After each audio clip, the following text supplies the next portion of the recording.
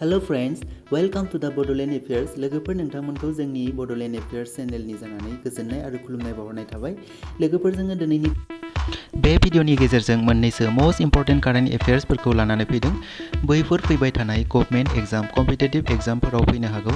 स' बिदिब्ला जों जागायलांदिनि। से नम्बर सोंलुआव दङ एज पार द जुन 2021 global economic prospect released by DES India GDP was estimated to grow at DES in 2022। जुन 2021 मायथाइनि बादिब्ला ग्लोबल इकोनॉमिक डेसनि नायबिजिरनायाव इन्डियानि GDPआ मोन्दांथि बादियै डेस 2022 मायथाइयाव डेस जाहैनो हागौ। फिननाया जागोन option 4 world bank 8.3% GDP। GDP माने ग्रॉस डोमेस्टिक प्रोडक्ट, गासै प्रोडक्टनि दिहुनथाय। FI माने फिजिकल इयार माने financial record year.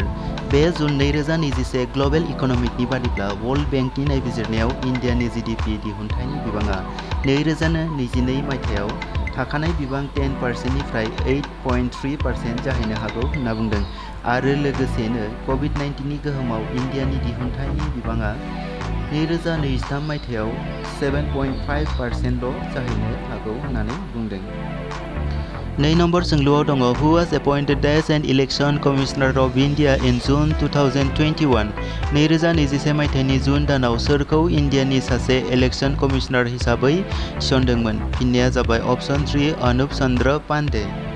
Election commission of इन्डियानि गासैनिख्रुइबो जौसिन बडी chief election commissioner ECC Sushil Chandra आरो राजीव कुमारजों अनुप चन्द्र पांडेआ जइन जाहैयोब्ला इन्डियानि इलेक्शन कमिशनार मेम्बारआ गासै 3 जाहैगोन।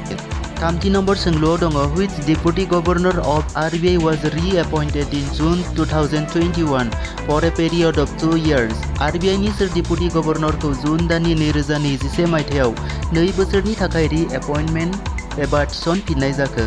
फिननाया जागोन महेश कुमार जैन। कैबिनेटनि एपइन्टमेन्ट कमिटिआ महेश कुमार जैनखौ 2 बोसोरनि थाखाय RBI रिजार्भ बैंक अफ इन्डियानि गभर्नर हिसाबै थिसनफिनदों। RBI खौ 1 एप्रिल 1935 मायथाइयाव गायसनदोंमोन। बेनि हेडक्वार्टारआ मुम्बाइ आरो महाराष्ट्रआव दं। 4 नम्बर सोंलुआव दं which state UT government launched the e-Nirman web portal and mobile app to provide smart cards for unorganized sector workers। माबे स्टेट UT गभर्नमेन्टआ आनअर्गेनाइज सेक्टराव खामानि मावग्राफोरनो स्मार्ट कार्डफोर होनो थाखाय ई-निर्मान वेब पर्टेल आरो मबाइल एप लन्च खालामदों? फिननाया जाबाय गुजरात सरकार।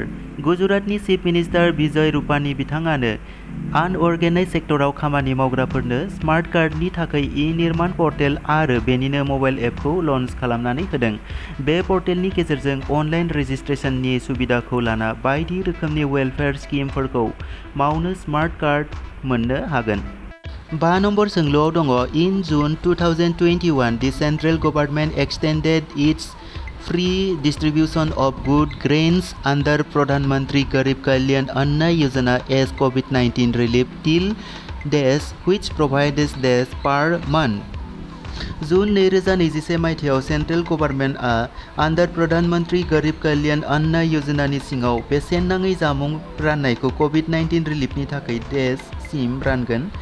फिननाया जाबाय नभेम्बर दानसिम आरो साफायाव 5 केजिहै राननाय जागोन।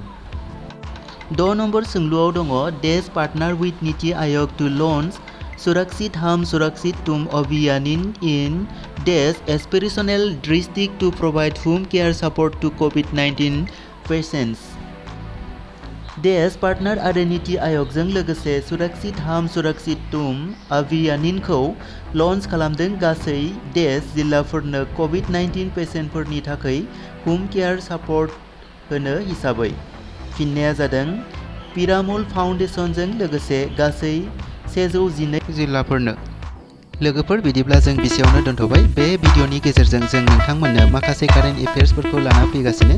स' नोंथांमोना चेनेलखौ साबस्क्राइब खालाम आरो भिडिअखौ नायनो लाइक एन्ड शेयार खालामनोबो दाबाव। गोजोन्थों।